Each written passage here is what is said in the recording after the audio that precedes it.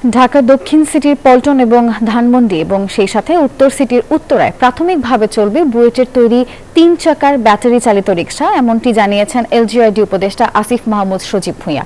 দুপুরে ডিএনসিসি নগর ভবনে চালকদের প্রশিক্ষণ কর্মসূচির উদ্বোধনী অনুষ্ঠানে এই কথা জানান তিনি।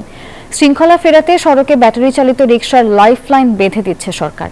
আসিফ মাহমুদ বলেন, বর্তমান সময়ের মতো অনির্দিষ্ট নয়, প্রতিটি এলাকায় নির্দিষ্ট সংখ্যক রিকশা থাকবে। চালকরা যেন চাঁদাবাজি কিংবা অন্যান্য কোনো হয়রানির শিকার না হয় সেই ব্যবস্থা করার কথাও জানিয়েছেন।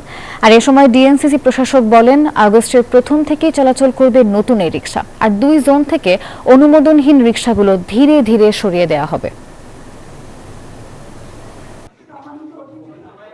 আমরা প্রাথমিকভাবে 2টা সিটি কর্পোরেশনের 2টা অঞ্চলকে রেগুলেশনসের মধ্যে নিয়ে আসবে এবং ওই 2টা জোনে আমরা নির্দিষ্ট সংখ্যক ওইটা অ্যাসেসমেন্ট করবে আমাদের 2 সিটি কর্পোরেশন, নির্দিষ্ট সংখ্যক অটোরিকশার মাধ্যমে শুরু করব।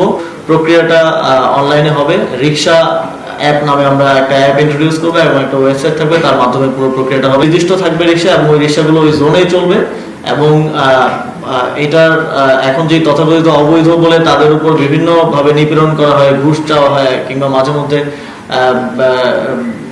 শাস্তিমূলক ব্যবস্থা দেওয়া হয়, এটা এই আর থাকবে না। যারা বান্ডেল থাকলে প্রতি সেনমানিতে টাকা বাঁচবে।